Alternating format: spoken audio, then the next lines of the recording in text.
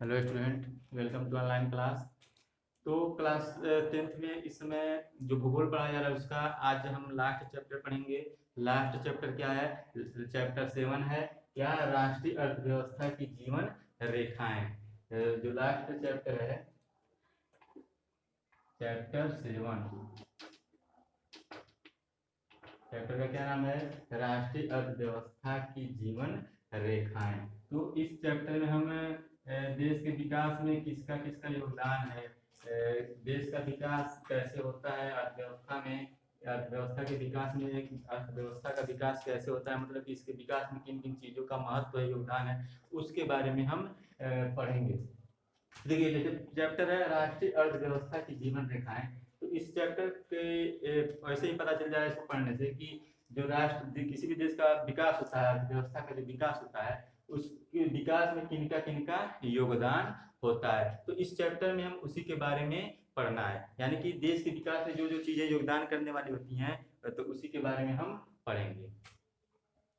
तो देखिए, अब हम अपने प्रतिदिन के जीवन में क्या देखते हैं? प्रतिदिन के जीवन में विभिन्न सामग्री एवं सेवाओं का प्रयोग करते हैं। हम सभी लोग रोज हर दिन किसी न किसी चीज का प्रयोग करते हैं। हर दिन हर सामग्री का प्रयोग करते हैं। कोई कुछ अधिक सामग्री का प्रयोग करता है, जिसके पास ज्यादा पैसे हैं वो ज्यादा सामग्री का प्रयोग करता है, लेकिन हर प्रति व्यक्ति क्या करता है? सामग्री का प्रयोग करता है, वस्तुओं का प्रयोग करता है, सेवाओं का प्रयोग करता है। अब कुछ हमारे पास होती हैं, कुछ हमारे पास होते हैं, जैसे कुछ सामग्री जो होती है हमारे पास होती है, तो और कुछ नहीं होती है तो हम क्या करते हैं? दूसरे स्थानों से मंगाकर अपनी आवश्यकताओं को, जरूरतों को पूरा करते हैं। जो सामग्री हमारे पास होती है तो उसको तो हम यूज कर ही लेते हैं, लेकिन जो सामग्री हमारे पास नहीं होती है तो हम क्या करते हैं? उसको दूसरे स्थान से मंगाकर फिर अपनी जरूरतों को पूरा करते हैं। अब ये अपने आप मांग से, यानी कि अब ये जो वस्तुएं हैं अपने आप हमारे पास नहीं पहुंचती हैं, यानी कि जो हमें जिस वस्तु की आवश्यकता है, तो ऐसा तो है नहीं कि वह हमारे पास आसानी से पहुंच जाएंगी। वो क्या होता है? वो मांग से पूर्ति तक अपने आप नहीं पहुंचता है कि यहाँ पे मांग है और यहाँ पे यहाँ से पूर्ति कराना है, तो मांग जहाँ पे था वहां से पूर्ति करा लिया गया, वो आसानी से वैसे अपने आप नहीं पहुंचता है। मांग से पूर्ति तक पहुंचने के लिए, यानी कि मांग से मांग तक कहाँ पहुंचता है? पूर्ति किया जाता है मांग तक, यानी कि पूर्ति से मांग तक पहुंचने के लिए किसकी आवश्यकता पड़ती है? परिवहन की आवश्यकता पड़ती है। जिन स्थानों पे मांग, किसी भी चीज का मांग है, जैसे कि मान लीजिए चीनी का ही मांग है कि किसी बाजार में चीनी की कमी है, वहां पे मांग है, तो अब मांग है उस बाजार में चीनी की, तो वैसे तो अपने आप पहुंच नहीं जाएगी, तो वो कैसे पहुंचेगी? परिवहन के साधन की सहायता से वो क्या होती है? पहुंचती है। कोई भी मांग होता है तो मांग वस्तु उस मांग तक कैसे पहुंचती है? पूर्ति कब होती है? जब परिवहन के साधन उपलब्ध होते हैं। तो अब देखिए, किसी भी देश का जो विकास होता है, अर्थव्यवस्था का विकास होता है, वो ऐसे ही नहीं हो जाएगा कि आप वस्तुएं बनाते रहें, आप उत्पादन करते रहें और आपके देश का विकास हो जाएगा। ऐसे सिर्फ उत्पादन से देश का विकास नहीं होता है। देश का विकास कैसे होता है? जब उत्पादन के साथ साथ और क्या हो रहा हो कि वो जो सेवाएं हैं, जो मांग है, वो मांग उस स्थान तक जहां पर मांग है वो वस्तुएं वहां तक पहुंचे। यानी कि जैसे कि मैं उदाहरण दे रहा हूँ, जैसे कि यहाँ पे कोई भी सामान यहाँ पे बन रहा है, जैसे कि हम मान लें कि कोई वस्तु ही बन रहा है, जैसे कपड़े ही बन रहे हैं, यहाँ पे कपड़े बन रहे हैं, इस क्षेत्र में कपड़े काफी मात्रा में बन रहे हैं, उद्योग लग गया, कंपनी लग गया, कपड़े बन रहे हैं। अब इस कपड़े की आवश्यकता है बहुत सारे क्षेत्रों में। पनीरा के सेक्टर में मान लीजिए कपड़े की आवश्यकता है, आप मान लीजिए कमासी के सेक्टर में कपड़े की आवश्यकता है, आप गोरखपुर में मान लीजिए कपड़े की आवश्यकता, वहां पे नहीं बनता, मान लीजिए यहीं पे बनता है। अब इस पूरे क्षेत्र का विकास, मतलब कि विकास कैसे हो सकता है कि सिर्फ हम कपड़े बनाते रहे यहीं पे, तो ऐसे तो विकास होगा नहीं। अब इस कपड़े को जहां जहां पे मांग है, पनियरा में मांग है, गोरखपुर में मांग है, महाराजगंज में मांग है, तो इस मांग को, जो मांग है, उस मांग तक हम इन कपड़ों को पहुंचाएं, पूर्ति करें, तभी ना पूर्ति करने पे आय बढ़ेगी, वस्तुएं खरीदी जाएंगी, तभी ना आय बढ़ेगी, तब विकास होगा। तो विकास जो होता है, देश का विकास, अर्थव्यवस्था का विकास होता है, वो सिर्फ वस्तुओं के बनाने से नहीं होता है, बल्कि कैसे होता है? वस्तुओं के बनाने के साथ साथ उसकी पूर्ति भी होनी चाहिए। जहां पे मांग हो वहां पे उसकी पूर्ति हो जाएगा, तब क्या होगा? उस देश का विकास हो सकता है, अर्थव्यवस्था का विकास हो सकता है। तो हम ये कह सकते हैं कि वस्तुओं के बनाने भर से विकास नहीं होता है, बल्कि उसका क्या किया जाता है, उसका उपभोग भी जरूरी है, उसका वितरण भी जरूरी है, तभी जाके वह विकास, वो वस्तुओं के द्वारा क्या विकास हो सकता है। अब देखिए, वस्तुओं और सेवाओं का ले जाना पृथ्वी के 3 क्षेत्रों पे किया जाता है। जिन क्षेत्रों पे हम वस्तुओं को क्या करते हैं, ले आते हैं या ले जाते हैं, तो वो 3 क्षेत्रों पे किया जाता है। तो उसको 3 भागों में तो हम कर सकते हैं कि परिवहन के साधन के द्वारा क्या किया जाता है, वस्तुओं को एक स्थान से दूसरे स्थान पे 3 मार्गों द्वारा ले जाया जा रहा है। उसको कितने भागों में बांटा गया है, 3 क्षेत्रों में बांटा गया है। कौन कौन से, स्थल मार्ग, जल मार्ग और वायु मार्ग, 3 भागों में बांटा गया। तो हम इस तरह से बांट सकते हैं, जैसे मान लीजिए परिवहन के साधन है, कोई भी वस्तु हमें एक स्थान से दूसरे स्थान पे ले जाना है, तो हम कैसे ले जाएंगे, हाथ से ले जाएंगे नहीं, उठा के ले जाएंगे नहीं। हम हाथ से उठाकर 500 मीटर, 1 किलोमीटर, 2 किलोमीटर ले जा सकते हैं। अब हमको 20 किलोमीटर चलना है, 50 किलोमीटर, 100 किलोमीटर, तो हम अपने हाथ से तो ले जा नहीं सकते, उठा के ले जा नहीं सकते। तो उसके लिए परिवहन की आवश्यकता होती है। देश के विकास की, अर्थव्यवस्था के विकास में परिवहन का बहुत ही बड़ा योगदान है। तो इस तरह से हम परिवहन के द्वारा वस्तुओं को एक स्थान से दूसरे स्थान पे ले जाते हैं। तो परिवहन को मुख्य रूप से कितने भागों में बांटा गया है, 3 भागों में, 3 मार्ग इसके होते हैं।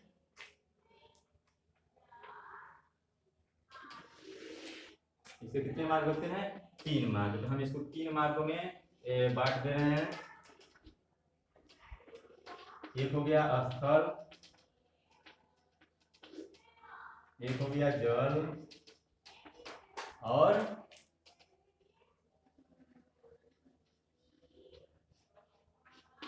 वायु। कितने मार्गों में बांटा गया है, परिवहन को, परिवहन के आधार पर कितने मार्गों में बांटा गया है, ये 3 मार्गों में बांटा गया, स्थल, जल और वायु। अब स्थल मार्ग जो है, उस पर बहुत सारे परिवहन का उपयोग होता है। जैसे कि हम कह सकते हैं कि स्थल मार्ग पे एक होता है सड़क। स्थल मार्ग पे जो सड़कें बनाई जाती है, किस पे बनाई जाती है, सड़कें किस पे बनाई जाती है, स्थल मार्ग पे ही बनाई जाती है ना। तो सड़क परिवहन हम कह सकते हैं। स्थल पे और क्या होता है, रेल परिवहन। जो रेल परिवहन होता है वो भी किसमें बनाया जाता है, स्थल पर ही बनाया जाता है ना। तो सड़क परिवहन, स्थल पे सड़क परिवहन हो गया, रेल परिवहन हो गया। एक पाइपलाइन जो होता है, उसका भी उपयोग होता है, गैसों को एक पाइपलाइन के द्वारा गैसों का आदान प्रदान होता है, पाइपलाइन।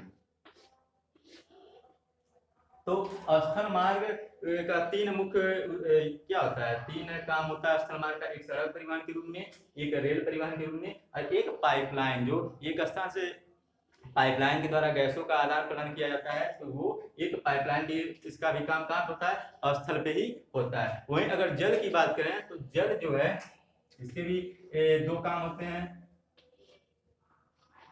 एक, अब जल मार्ग में क्या क्या होता है, एक होता है आंतरिक जल परिवहन, आंतरिक जल परिवहन, और जो दूसरा होता है आंतरिक जल परिवहन के साथ दूसरा क्या होता है, क्या कहते हैं, समुद्री परिवहन।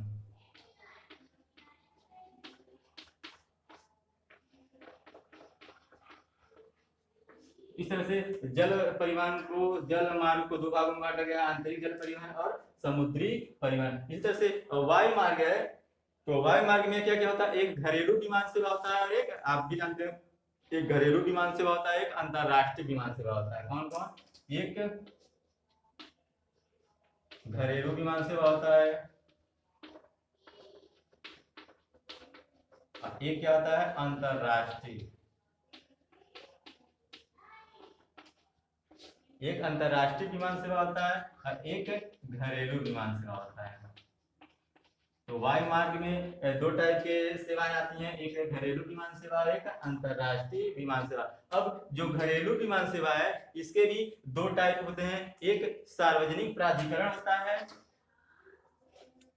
एक क्या होता है, सार्वजनिक प्राधिकरण।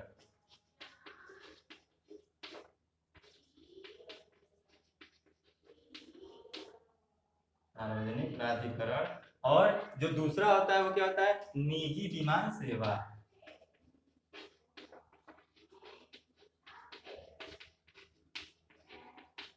निजी विमान सेवा। तो ये है परिवहन के प्रकार, यानी कि जो परिवहन की दृष्टि से जो बांटा गया है 3 भागों में, स्थल मार्ग, जल मार्ग और वायु मार्ग। अब स्थल मार्ग का प्रयोग किन किन रूपों में किया होता है? सड़क परिवहन के रूप में, रेल परिवहन के रूप में, पाइपलाइन के द्वारा। जल परिवहन का जो मार्ग है, जल मार्ग उसको 2 रूपों में बांटा गया, 2 भागों में, आंतरिक जल परिवहन और समुद्री परिवहन।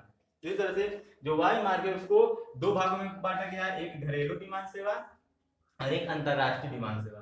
अब जो घरेलू विमान सेवा है इसके भी 2 टाइप होते हैं, एक सार्वजनिक प्राधिकरण और एक निजी विमान सेवा। यानी कि जो घरेलू विमान सेवा होता है उसमें भी 2 प्रकार का, एक सार्वजनिक यानी कि सबके लिए होता है और एक निजी होता है। निजी यानी कि जिसपे निजी स्वामित्व होता है, किसी व्यक्ति का, विशेष व्यक्ति का स्वामित्व होता है, तो वो है निजी विमान सेवा। तो इसको 2 भागों में बांटा गया है। अब आगे चलते हैं।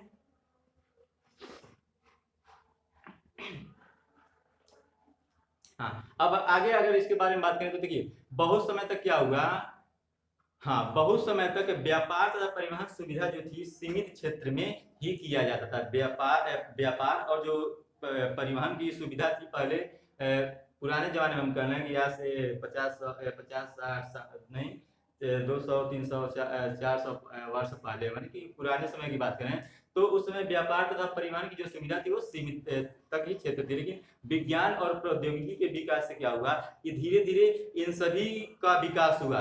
धीरे धीरे विज्ञान और प्रौद्योगिकी से सुविधा हुई, परिवहन में विभिन्न प्रकार के परिवहनों का विकास हुआ, व्यापार के अन्य क्षेत्रों का विकास हुआ। जब विज्ञान और प्रौद्योगिकी का विकास नहीं हुआ था तो लोग, अगर मान लीजिए परिवहन का विकास नहीं हुआ था तो परिवहन का विकास कैसे हुआ? विज्ञान के द्वारा। जब परिवहन का विकास शुरू में नहीं था तो लोग क्या करते थे? ऊँटों का प्रयोग करते थे, ऊँट गाड़ी, बैलगाड़ी, घोड़ा गाड़ी, यही सब से सामानों को एक स्थान से दूसरे स्थानों पे ले जाते थे। इसके अलावा हम बात करें जलमार्गों की, तो जलमार्गों के लिए वे नाव का प्रयोग करते थे। नाव के द्वारा वे एक स्थान से दूसरे स्थान पे अपने सामानों को ले जाते थे। लेकिन अब नाव से किसी देश में वस्तुओं को ले जाना हो, नाव से अगर हमको 1000 किलोमीटर 2000 किलोमीटर की यात्रा करना हो तो वो महीनों लग जाते थे। जब तो बाद में जब विज्ञान और प्रौद्योगिकी का विकास हुआ तो क्या हुआ? जलयान आए। जलयान के द्वारा हम किसी भी देश में जल्दी से नाव के तुलना में हम क्या कर सकते हैं? जल्दी से पहुंच सकते हैं। तो इसका विकास हुआ। इसी तरह से सड़कों की बात करें, सड़कों पे जो घोड़ा गाड़ी या ये क्या बैलगाड़ी चलती थी, ऊँट गाड़ी चलती थी, उसके स्थान पे बस ट्रक आ गए। तो रेलगाड़ी आ गई तो उसमें हम ज्यादा सामान भी लाद सकते हैं, ज्यादा सामान को हम उसमें रख सकते हैं और एक स्थान से दूसरे स्थान पे हम लोग सुगमता भी होती है, समय की बचत होती है। तो इस तरह से ये सब क्या हुआ? विज्ञान और प्रौद्योगिकी के विकास से ये संभव हो सका। अब तीव्र गति वाले जो परिवहन है, वे तीव्र गति वाले परिवहन आज से संसार के बहुत सारे गांव को जो तीव्र गति वाले जो साधन है उसके विकास से क्या हुआ? आज संसार गांव के रूप में बदल गया है। यानी कि अब हमको पहले किसी स्थान में पहुंचना होता था तो ज्यादा समय लगता था, महीनों लग जाते थे। अब अगर हम किसी देश में भी पहुंचना होता है तो हम कुछ दिनों में ही देश में पहुंच जाते हैं। तो जैसे गांव में नहीं होता है कि उदाहरण के तौर पर हम कह सकते हैं गांव में एक स्थान से दूसरे स्थान में जाना तो कम समय लगता है, तो वही उदाहरण के आधार पर हम कह सकते हैं कि अब ये गांव संसार क्या हो गया? गांव की तरह बट गया है, बन गया है कि एक देश से दूसरे देश में पहुंचने में हमको ज्यादा समय नहीं लगता है। तो ये सब जो हुआ है, अब हम ये भी कह सकते हैं कि जो परिवहन का विकास हुआ है, परिवहन के विकास में संचार के साधनों का भी विकास, संचार के साधनों के विकास के कारण ही परिवहन का विकास हुआ है। ऐसे नहीं कह सकते कि परिवहन ने अकेले, देश के विकास में परिवहन ने अकेले भूमिका निभाई है। परिवहन के विकास में संचार के साधनों का भी विकास हुआ है, रहा है। परिवहन के साधनों में संचार के साधनों का भी विकास रहा है। इसीलिए क्या कहा जाता है कि परिवहन जो है, परिवहन, संचार और व्यापार ये क्या है? एक दूसरे के पूरक है। क्या? कि परिवहन, संचार और जो व्यापार है वो एक दूसरे के पूरक है। अब व्यापार शब्द आया तो व्यापारी का मतलब क्या होता है कि अब व्यापारी जो होते हैं वे एक जो उपभोक्ताओं तक पहुंचाते हैं वस्तुओं को। व्यापारी क्या होते हैं कि जो मांग, जो वस्तुओं को, उत्पाद को उपभोक्ताओं तक पहुंचाते हैं उसी को क्या कहते हैं? व्यापारी कहते हैं। जो उत्पादों को, वस्तुओं को उपभोक्ताओं तक पहुंचाते हैं उसी को क्या कहा जाता है? व्यापारी कहा जाता है। तो ये व्यापारी होते हैं जो वस्तुओं को एक स्थान से दूसरे स्थानों पे पहुंचाने में संलग्न होते हैं और हमारी आवश्यकताओं को पूरा करते हैं। क्योंकि जो हमारी आवश्यकताएं हैं वो हम क्या करते हैं? हर जो हमारी मांग होती है वो हर मांग हमारे पास उपलब्ध नहीं होती है। जो हमें वस्तु की मांग होती है, जो हमें आवश्यक होती है, वो हमारे पास उपलब्ध होती नहीं है। तो वे वस्तुएं उपलब्ध कौन कराता है? व्यापारी उपलब्ध कराते हैं। व्यापारी एक स्थान से दूसरे स्थान पे वस्तुओं को, उत्पादों को पहुंचाते हैं, पूर्ति करते हैं। मांग, जहाँ पे मांग होती है वहां पे पूर्ति करते हैं। तो वही क्या होते हैं? वही व्यापारी कहलाते हैं। तो जो परिवहन है, संचार है और व्यापार है, ये क्या है? एक दूसरे के पूरक हैं। आगे इसके बारे में बात की जाए तो देखिए, आज जो है भारत अपने विशाल आकार और विभिन्न प्रकार के विविधताओं के कारण, सामाजिक विविधताएं कर लें, सांस्कृतिक विविधताएं कर लें, तो विभिन्न प्रकार के विशाल आकार और विभिन्न प्रकार की विविधताओं का, सामाजिक या आर्थिक विविधताओं का कारण क्या है? संसार के सभी क्षेत्रों में संसार के सभी क्षेत्रों से सुचारू रूप से जुड़ा हुआ है। भारत क्या है? जुड़ा हुआ है। विभिन्न, एक बड़ा देश होने के अलावा, विशाल आकार वाले देश होने के अलावा, सामाजिक विभिन्नताएं यहाँ पाई जाती हैं, बहुलताएं पाई जाती हैं, आर्थिक बहुलताएं पाई जाती हैं। विभिन्न प्रकार की विभिन्नताओं के आधार पाए जाने के बावजूद क्या है? यह सभी क्षेत्रों से, संसार के सभी क्षेत्रों से जुड़ा हुआ है। अब हम बात करें जैसे कि रेल हो गया, परिवहन हो गया, संचार हो गया, टेलीविजन हो गया, टेलीफोन हो गया, अन्य जो संचार के साधन होते हैं या जो अन्य किसके साधन होते हैं, यातायात के साधन होते हैं, उन्होंने क्या किया है? सामाजिक और आर्थिक विकास में सहायता किया है। इन सभी ने, संचार के साधनों ने और यातायात के साधनों ने क्या किया है? सामाजिक और आर्थिक विकास में सहायता की है। सामाजिक आर्थिक विकास में उन्होंने महत्वपूर्ण भूमिका निभाई है। अब हम स्थानीय व्यापार के साथ साथ क्या करते हैं? अंतरराष्ट्रीय व्यापार भी करते हैं। पहले से ज्यादातर स्थानीय व्यापार होता था, लेकिन अब स्थानीय व्यापार के साथ साथ हम क्या कर रहे हैं? अंतरराष्ट्रीय व्यापार कर रहे हैं। इसने क्या किया है? स्थानीय और अंतरराष्ट्रीय व्यापार ने क्या किया है? अर्थव्यवस्था को जीवन शक्ति दी है। अर्थव्यवस्था का विकास कैसे हो सकता है? देश का विकास कैसे हो सकता है? कि हम अपनी वस्तुओं को बनाएं, वस्तुओं को बनाने के साथ साथ क्या करें कि उसका जितना ज्यादा वितरण हो सकेगा, जितना ज्यादा हम निर्यात कर पाएंगे, उतना ज्यादा देश का विकास हो पाएगा। तो इन व्यापार ने अंतरराष्ट्रीय, राज्य स्तर के व्यापार या देश स्तर के व्यापार, जिसे हम स्थानीय व्यापार कहते हैं, स्थानीय और अंतरराष्ट्रीय व्यापार ने क्या किया? अर्थव्यवस्था को जीवन शक्ति प्रदान की है। तो इस अध्याय में हम इसी से संबंधित हम आगे पढ़ेंगे कि देश के विकास में जिन जिन क्षेत्रों का योगदान रहा है, चाहे हम संचार की बात कर लें, चाहे हम परिवहन की बात कर लें, तो इनका जिस तरह से देश के विकास में योगदान रहा है, और तो इस तरह से देश की अर्थव्यवस्था को ये संचालित करते हैं। आधुनिक संचार तथा जो परिवहन है, वे हमारी आधुनिक अर्थव्यवस्था को किस तरह से संचालित करते हैं और इन्होंने देश के विकास में किस तरह से योगदान दिया है, हम उसी के बारे में अब क्या करेंगे? आगे पढ़ेंगे, आगे उसके बारे में हम समझेंगे। तो आते हैं पहले पॉइंट पे, जो आप अब इसमें जो पहला आज का पॉइंट है, परिवहन।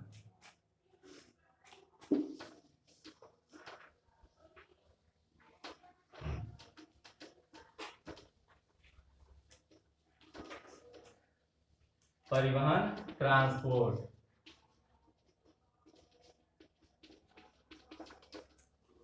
अब परिवहन ट्रांसपोर्ट में मैंने बताया कि परिवहन का मतलब कि तीन मुख्य भाग हैं इसके। स्थल मार्ग, स्थल परिवहन जिसे कह सकते हैं, जल परिवहन कह सकते हैं, और वायु परिवहन। तो पहले पॉइंट पे आते हैं स्थल परिवहन।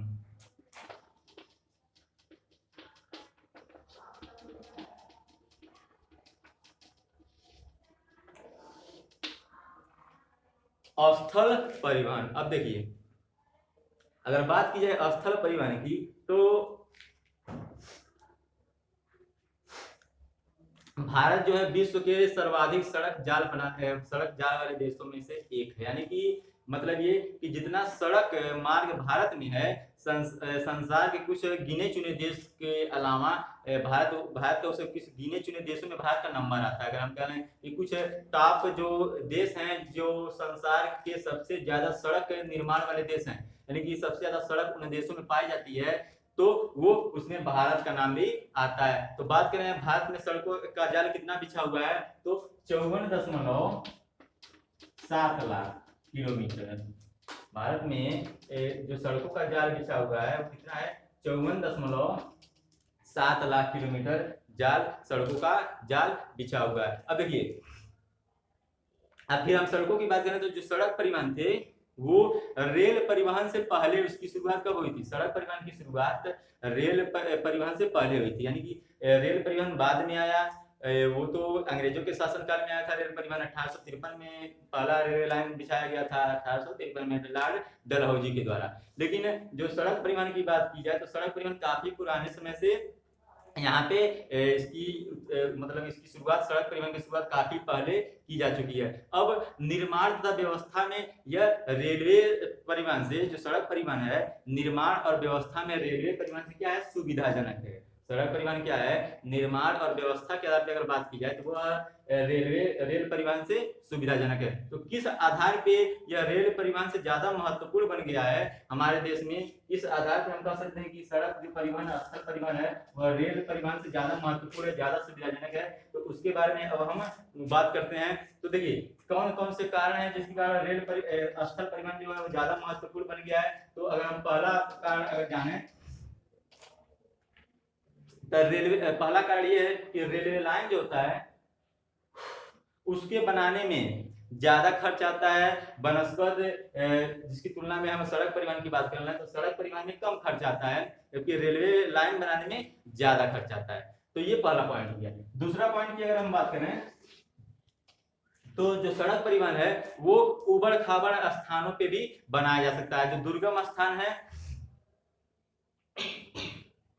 जो सड़क परिवहन है वो उबड़ खाबड़ स्थानों पे या दुर्गम स्थानों पे भी सड़कों का निर्माण किया जा सकता है, जबकि रेलवे परिवहन में ऐसा नहीं होता है। वही बात करें अगला पॉइंट की, तो जो सड़क परिवहन है, तीसरे पॉइंट की अगर हम बात करें तो जो सड़क परिवहन है तो सड़कों का निर्माण क्या कहते हैं, ढाल वाले स्थानों पे या पहाड़ी वाले स्थानों पे भी किया जा सकता है। सड़कों का निर्माण कहाँ होता है, ढाल जो होता है, ढाल वाला स्थान वहां पे भी, और पहाड़ी क्षेत्र में भी सड़कों का निर्माण कर लिया जाता है। जबकि रेलवे की बात की जाए तो वहां पे ऐसी व्यवस्था नहीं होती है। फिर अगर बात की जाए अगले पॉइंट की, तो जो सड़क परिवहन है वो कम वस्तु की बात की जाए या लागत की बात की जाए, कम वस्तु कम लागत कम यात्रियों को ले जाने में ये मितव्ययिता है, यानी कि इसमें कम खर्च आता है। इसमें अगर यानी कि कहीं पे कम वस्तु को हमको ले जाना है या कम व्यक्ति को ले जाना है तो हम सड़क परिवहन ज्यादा कम खर्चीला है, बल्कि रेल परिवहन जो होता है वो ज्यादा खर्चीला होता है। अगला पॉइंट ये है पांचवा कि जो सड़क परिवहन होता है वो क्या करता है, हमारे सेवाओं को घर घर तक पहुंचा सकता है। सड़क परिवहन क्या है, क्योंकि देश में सड़कों का जाल बिछा हुआ है ना, तो सड़क जो परिवहन है वो सेवाओं को घर घर तक पहुंचा सकता है। और इसमें सामानों को उतारने और चढ़ाने में क्या आता है, कम लागत आता है। सड़क परिवहन में क्या आता है, सामानों को अगर हम उतार रहे हैं या चढ़ा रहे हैं तो कम लागत आता है, और यह क्या घर घर तक सामानों को पहुंचा सकता है, वस्तुओं और सेवाओं को घर घर तक पहुंचा सकता है। ये सड़क परिवहन कर सकता है। रेल परिवहन में ऐसा कोई व्यवस्था नहीं है। अगर हमें यहाँ पे वस्तु चाहिए तो रेल परिवहन नहीं वस्तु ला पाएगा। यहाँ पे रेलवे लाइन कहाँ है, गोरखपुर में, हमको गोरखपुर जाना पड़ेगा, जबकि सड़क परिवहन यहाँ पे मौजूद है, हम वस्तुओं को अपने यहाँ तक भी, अपने घर तक भी मंगा सकते हैं। तो ये है सड़क परिवहन के मुख्य काम। इसके अलावा एक अन्य बात की जाए सड़क परिवहन के बारे में तो ये क्या है, अन्य परिवहनों के बीच की कड़ी का काम करता है। सड़क परिवहन क्या करता है, अन्य परिवहन में हम जल परिवहन की बात कर रहे हैं या वायु परिवहन की बात कर रहे हैं, तो ये जल परिवहन और वायु परिवहन के बीच की कड़ी का काम करता है। ये जो सड़क परिवहन होता है वो जल परिवहन के मार्ग तक भी पहुंच सकता है और वायु परिवहन के मार्ग तक भी पहुंच सकता है। तो ये क्या करता है, कड़ी का काम करता है। इस तरह से हम कह सकते हैं, इन कुछ पॉइंटों के आधार पर हम कह सकते हैं कि जो सड़क परिवहन है वो क्या है, सड़क परिवहन जो है वो रेल परिवहन से ज्यादा महत्वपूर्ण है और सुविधाजनक है।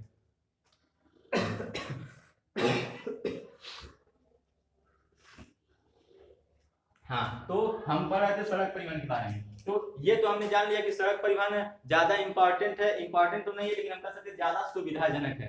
अब सड़क परिवहन की जब बात करना है तो सड़क परिवहन जो है उसको हमारे देश में कई भागों में बांटा गया है। मुख्य रूप से 6 भागों में बांटा गया है। जो स्थल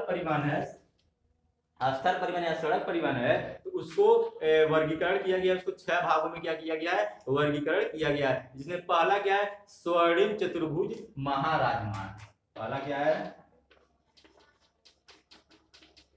स्वर्णिम चतुर्भुज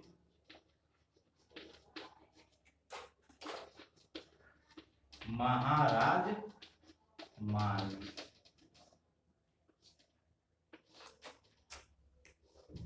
जो स्थल परिवहन को, सड़क परिवहन को 6 भागों में बांटा गया, उनमें से पहला क्या है, स्वर्णिम चतुर्भुज महाराजमार्ग। देखिए अब ये है क्या, तो भारत सरकार ने क्या किया, भारत सरकार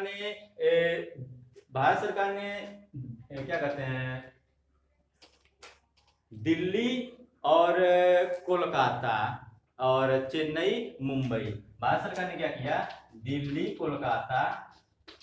कोलकाता, चेन्नई से मुंबई और इसके अलावा दिल्ली। तो भारत सरकार ने क्या किया, दिल्ली कोलकाता चेन्नई मुंबई, वो दिल्ली के लिए क्या किया, 6 लेन वाली सड़कों का प्रस्ताव पारित किया, यानी कि 6 लेन वाली क्या कहते हैं, महाराजमार्ग की सड़क परियोजना प्रारंभ की है। किसने, भारत सरकार ने दिल्ली कोलकाता चेन्नई मुंबई व दिल्ली के लिए 6 लेन वाली महाराजमार्ग की सड़कें जो परिवहन है उसका क्या किया है, उसके सड़क परिवहन की व्यवस्था की है। अब इसमें 2 गलियारे प्रस्तावित किए गए हैं, इसमें इस परिवहन सड़क परिवहन में 2 गलियारे किए गए हैं। पहला गलियारा क्या है, 2 गलियारे जो प्रस्तावित हैं उसमें जो पहला गलियारा है वो उत्तर से दक्षिण, कहाँ, उत्तर से दक्षिण, मतलब कि उत्तर में कश्मीर से दक्षिण में कन्याकुमारी, जो 2 गलियारे कन्याकुमारी, 2 गलियारे जो प्रस्तावित हैं उनमें एक है उत्तर से दक्षिण यानी कि कश्मीर से कन्याकुमारी, और एक है पूर्व से पश्चिम। पूर्व से पश्चिम मतलब कि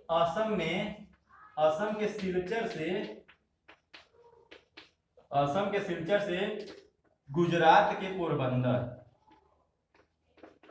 जो 2 गलियारे बनाए गए हैं, पोरबंदर 2 गलियारे जो बनाए गए हैं, जो प्रस्ताव पारित किया गया है उसमें एक उत्तर से दक्षिण यानी कि कश्मीर से कन्याकुमारी और एक पूर्व से पश्चिम मतलब कि असम के सिलचर से गुजरात के पोरबंदर तक इसका क्या किया गया, प्रस्ताव पारित किया गया कि यहाँ से इसको क्या किया जाएगा, जोड़ा जाएगा। अब जो स्वर्णिम चतुर्भुज महाराजमार्ग है, स्वर्णिम चतुर्भुज महाराजमार्ग है, इसका उद्देश्य क्या है,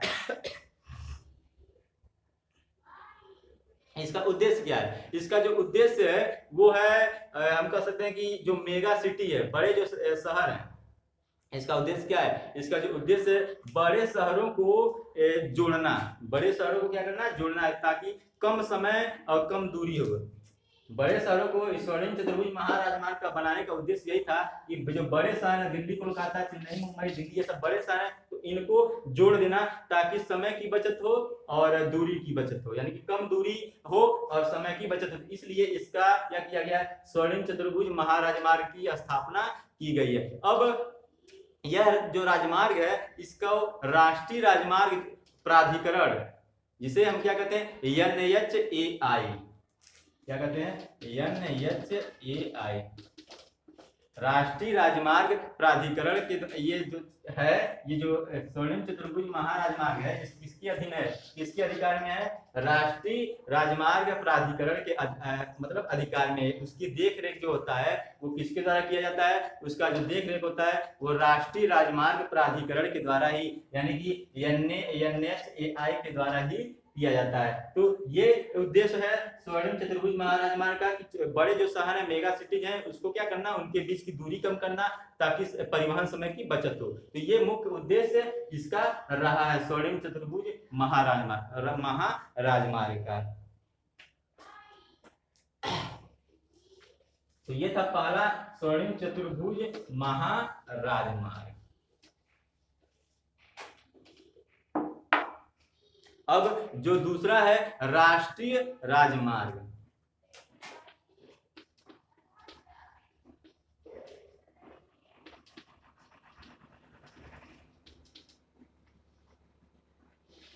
दूसरा जो पॉइंट है स्थल परिवहन का, जो दूसरा पॉइंट है राष्ट्रीय राजमार्ग। अब देखिए ये जो राष्ट्रीय राजमार्ग है इसे बनाने का मतलब कि ये बनाया क्यों गया है, ये देश के जो दूरस्थ भाग हैं, दूर दूर के क्षेत्र हैं, इलाके हैं, ये उसको जोड़ते हैं। राष्ट्रीय राजमार्ग क्या करते हैं, देश के दूर दूर के क्षेत्रों को, दूर दूर के इलाकों को जोड़ते हैं। अब यह प्राथमिक सड़क तंत्र, ये क्या है, राष्ट्रीय राजमार्ग जो है वो प्राथमिक सड़क तंत्र है, जिसका निर्माण व रख रखाव की जिम्मेदारी किसकी है, केंद्रीय लोक निर्माण विभाग। किसकी है, केंद्रीय लोक निर्माण विभाग,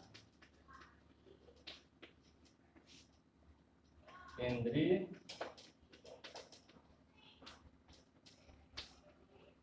इसका जो बनाने का उद्देश्य मतलब कि रख रखाव का उद्देश्य है, रख रखाव किसके द्वारा किया जाता है, किसके सौंपा गया है, केंद्रीय लोक निर्माण विभाग, जिसे हम इंग्लिश, जिसे हम क्या कहते हैं, CPWD, क्या कहा जाता है, CPWD। तो इसके अधिकार क्षेत्र में है राष्ट्रीय राजमार्ग, जो क्या करते हैं कि देश के दूर दूर के क्षेत्रों को जोड़ते हैं। और तो इसका जो ये किसके अधिकार क्षेत्र में है, रख रखाव या अन्य अधिकार जो दिए गए हैं किसके अधिकार क्षेत्र में है, केंद्रीय लोक निर्माण विभाग, जिसे क्या कहते हैं, CPWD, उसके अधिकार क्षेत्र में इसको क्या किया गया है, इसको बनाया गया है। अब देखिए ये जो राजमार्ग है, राष्ट्रीय जो राजमार्ग है, वो बहुत सारे राष्ट्रीय राजमार्ग हैं जो उत्तर से दक्षिण और पूर्व से पश्चिम के क्षेत्रों में फैले हुए हैं। ये जो राष्ट्रीय राजमार्ग है वो बहुत सारे राष्ट्रीय राजमार्ग हैं जो उत्तर से दक्षिण और पूर्व से पश्चिम के क्षेत्रों में फैले हुए हैं। इनमें से एक है दिल्ली अमृतसर के मध्य ऐतिहासिक शेरशाह सूरी राजमार्ग। वो कहां से है, कहां से कहां तक, दिल्ली से अमृतसर। ये जो दिल्ली से अमृतसर का एक ऐतिहासिक राजमार्ग है, जिसको किस नाम से जाना जाता है, शेरशाह सूरी के नाम से जाना जाता है। ये इसे इस समय क्या कहा जाता है, राष्ट्रीय राजमार्ग संख्या 1 के नाम से जाना जाता है। किस नाम से जाना जाता है, राष्ट्रीय राजमार्ग संख्या 1।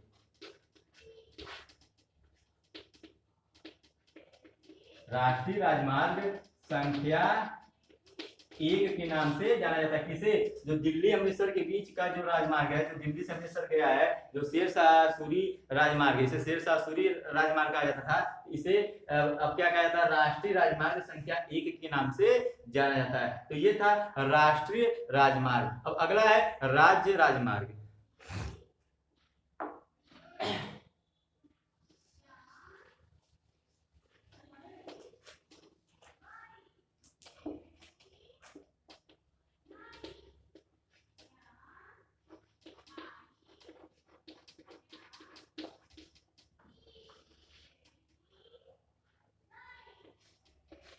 अगला है राज्य राजमार्ग। अब राज्य राजमार्ग क्या होता है,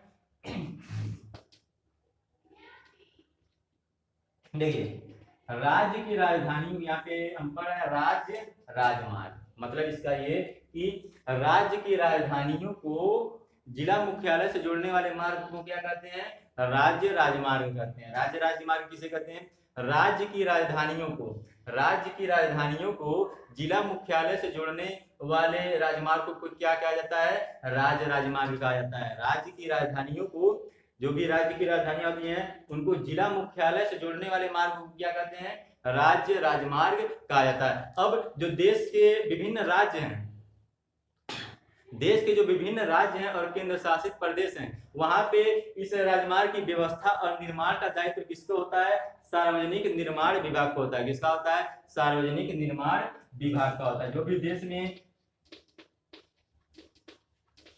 सार्वजनिक निर्माण विभाग, जो भी देश में राज्य हैं, जितने भी राज्य हैं या केंद्र शासित प्रदेश हैं, उन केंद्र शासित प्रदेश में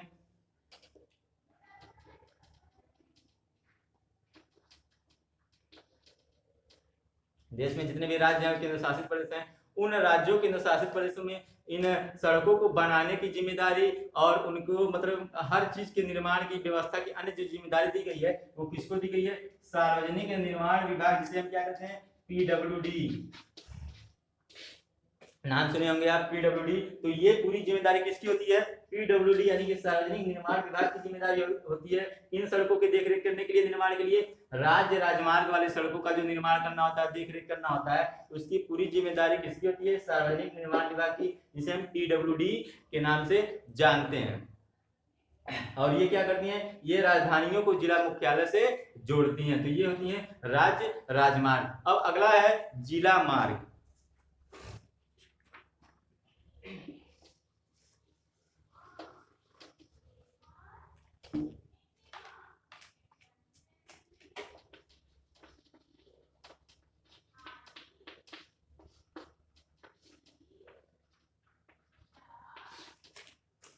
इस तरह से अगले कैटेगरी में आता है जिला मार्ग। अब देखिए ये जो जिला मार्ग होता है वो क्या करती हैं, जिले के विभिन्न प्रशासनिक केंद्रों को जिला मुख्यालय से जोड़ती हैं। जिला मार्ग क्या करती हैं, जिला मार्ग की जो सड़कें होती हैं, जिला के जितने भी प्रशासनिक केंद्र होते हैं उन प्रशासनिक केंद्रों को जिला मुख्यालय से जोड़ती हैं। जिला मार्ग वाली सड़कें क्या करती हैं, जिला के जितने भी प्रशासनिक केंद्र होते हैं, जितने भी प्रशासनिक केंद्र होते हैं उस प्रशासनिक केंद्र से ये क्या करती हैं, जिला मुख्यालय को जोड़ती हैं, वो होती हैं जिला मार्ग। अब जिला मार्ग का हम कहें कि देख रेख या रख रखाव की जिम्मेदारी किसकी होती है, जिला मार्ग जो होता है उसके देख रेख और रख रखाव की जिम्मेदारी किसकी होती है, तो जिला मार्ग और जिला मार्ग के देख रेख की जिम्मेदारी जो होती है वो जिला परिषद की होती है। किसकी होती है, जिला परिषद की। जिला मार्ग की जितनी भी सड़कें हैं उसके रख रखाव की जिम्मेदारी, उसके निर्माण की जिम्मेदारी, उसके हर चीज की जिम्मेदारी किसकी होती है, जिला परिषद की होती है, जो प्रशासनिक केंद्र से जिला मुख्यालय को जोड़ती है। सड़कें क्या करती हैं, प्रशासनिक केंद्र से जिला के प्रशासनिक केंद्र से ये विभिन्न प्रशासनिक केंद्र से क्या करती हैं, जिला मुख्यालय को जोड़ती हैं, तो वो होती है जिला मार्ग वाली सड़कें, जिसकी रख रखाव की जिम्मेदारी किसकी होती है, जिला परिषद की होती है। तो ये होती है जिला मार्ग। अब आते हैं अन्य सड़कों पे।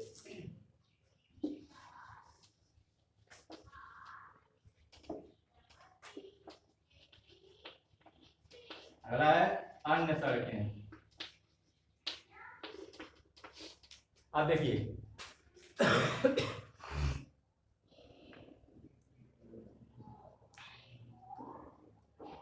अब अन्य सड़कों में वे सड़कें आती हैं, हम कह सकते हैं कि अन्य सड़कें जो होती हैं उसमें वे सड़कें आती हैं जो ग्रामीण क्षेत्रों, विभिन्न ग्रामीण क्षेत्रों, इसके अलावा गांव को शहरों से जोड़ती हैं। इसमें वे सड़कें आती हैं जो विभिन्न ग्रामीण क्षेत्रों में पाई जाती हैं और गांव को किससे जोड़ती हैं, शहरों से जोड़ती हैं। ये क्या करती हैं, गांव से शहरों को जोड़ती हैं। इसके अलावा अब देखिए जो प्रधानमंत्री ग्रामीण सड़क योजना चालू की गई है, गांव में हम देखते हैं कि प्रधानमंत्री ग्रामीण सड़क परियोजना चालू की गई है। गांव में विभिन्न सड़कें बनाई जाती हैं किसके अंतर्गत, प्रधानमंत्री ग्रामीण सड़क परियोजना।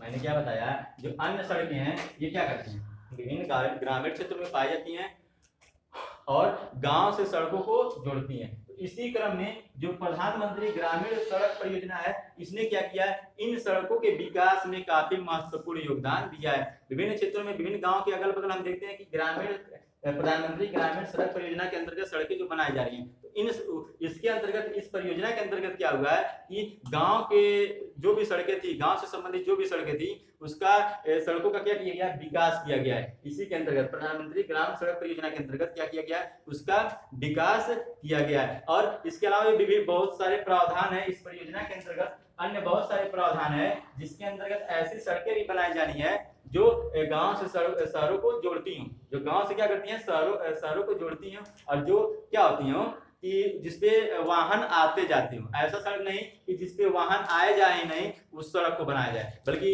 इस परियोजना के तहत ऐसे सड़कें बनाई जानी है जो गांव से एक तो गांव से शहरों को जोड़ती हूँ और ऐसी सड़कें हो जिसपे वाहन क्या हो, आते जाते रहे हो। जहाँ पे वाहन आते जाते रहेंगे तो ऐसे सड़क की आवश्यकता होगी जहाँ पे वाहन आते जाते रहेंगे, तो उन स्थानों पे उन सड़कों को क्या किया गया, रिपेयर किया जा रहा है, बनाया जा रहा है। प्रधानमंत्री ग्रामीण सड़क परियोजना के अंतर्गत ऐसी सड़कें बनाई जा रही है जहाँ पे वाहन क्या होते हैं, आते जाते हैं और ये गांव से शहरों को क्या करते हैं, जोड़ते हैं। तो ये था अन्य सड़कें। अब इस स्थल परियोजना में आज का जो अंतिम पॉइंट है सड़कों में, वो कौन सा सड़क है, सीमांत सड़कें।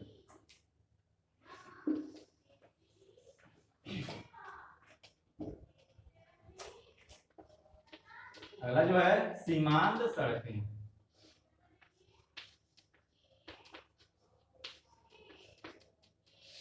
अब देखिए ये सीमांत सड़कें क्या होती हैं, तो उपरोक्त हमने ऊपर के जितने भी हम सड़कों के बारे में हमने पढ़ा या समझा, उसके अतिरिक्त जो भारत सरकार है वो भारत सरकार प्राधिकरण के अधीन सीमा सड़क होती है। क्या होती है, भारत सरकार प्राधिकरण के अधीन एक सीमा सड़क होती है। जो सीमा सड़क एक होती है जो एक संगठन है, क्या है, भारत सरकार के अधीन। अन्य सड़कों को हमने पढ़ा, वो भी सब भारत सरकार के अधीन ही है, लेकिन अन्य सड़कों में भारत सरकार प्राधिकरण के अधीन जो सड़कें हैं वो सीमा सड़क संगठन है। क्या है? सीमा सड़क संगठन है, जो देश के सीमा क्षेत्रों से क्या करती है? सड़कों का निर्माण का देखरेख करती हैं। क्या करती हैं? देश के सीमांत सड़क क्षेत्रों से ये जो प्राधिकरण होता है, देश के सीमांत क्षेत्रों से उन सड़कों का क्या करती हैं?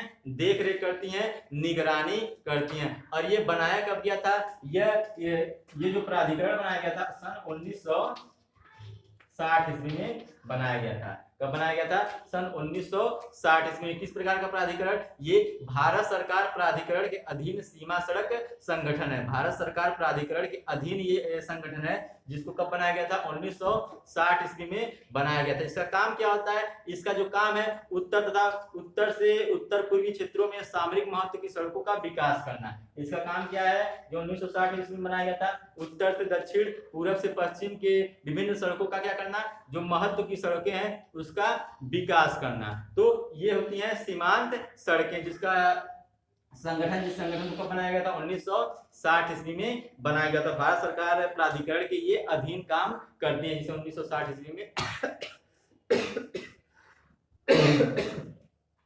1960 ईस्वी में बनाया गया था। अब देखिए, अब आगे हम सड़कों की बात करें। ये तो 6 प्रकार की सड़कें हमने जान लिया, इसके बारे में समझ लिया। अब आगे सड़कों की बात करें तो जो सड़कों का निर्माण होता है वो प्रयुक्त पदार्थ के आधार पर कच्ची और पक्की सड़कों में इसको बदल दिया जाता है। जो सड़कों के निर्माण में जो पदार्थ होते हैं उसके आधार पर इसको 2 भागों में बांट दिया जाता है। कौन सी सड़कें? एक होती है कच्ची सड़कें,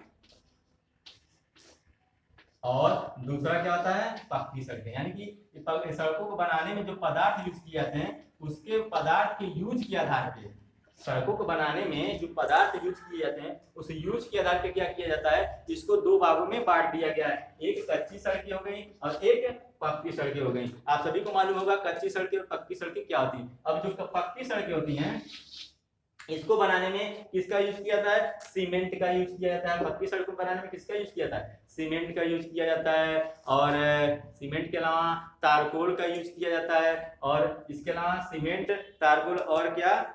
कंक्रीट का यूज किया जाता है। पक्की सड़कें बनाने में किसका यूज किया जाता है? सीमेंट का यूज किया जाता है, तारकोल का यूज किया जाता है, कंक्रीट का यूज किया जाता है। और ये जो सड़कें होती हैं पक्की सड़कें, ये 12 मासी होती हैं, यानी कि 12 महीने पे इसका यूज किया जा सकता है। पक्की सड़कें जो बनाई जाती हैं उसमें इसको हम यूज 12 महीनों तक कर सकते हैं। वही जो कच्ची सड़कें होती हैं ये वर्षा के मौसम के समय ये आने जाने लायक नहीं होती हैं। कच्ची सड़कें क्या होती हैं? वर्षा के मौसम में ये आने जाए लायक नहीं होती। जब वर्षा होती है तो ये क्योंकि ये कच्ची सड़कें होती हैं, मिट्टी की बनी होती हैं, अधिकतर मिट्टी की बनी होती हैं, तो वर्षा के समय में ये आने जाने लायक नहीं होती। जबकि जो पक्की सड़कें होती हैं वो 12 महीने उपयोग में आती हैं। तो ये थी परिवहन में आपने पढ़ा सड़क परिवहन, आपने समझा सड़क परिवहन के बारे में। अब तो आज के लिए हम इतना ही पढ़ेंगे, समझेंगे। आज के लिए इतना ही। अब अगले वीडियो में हम स्टार्ट करेंगे रेल परिवहन से, जो 3 भागों में बांटा गया था। तो उसमें हमने क्या पढ़ा? स्थल परिवहन के बारे में पढ़ लिया। अब स्थल परिवहन के बारे में पढ़ लिया। अब जल परिवहन के बारे में हम पढ़ेंगे अगले वीडियो में। तो आज के लिए इतना ही। धन्यवाद।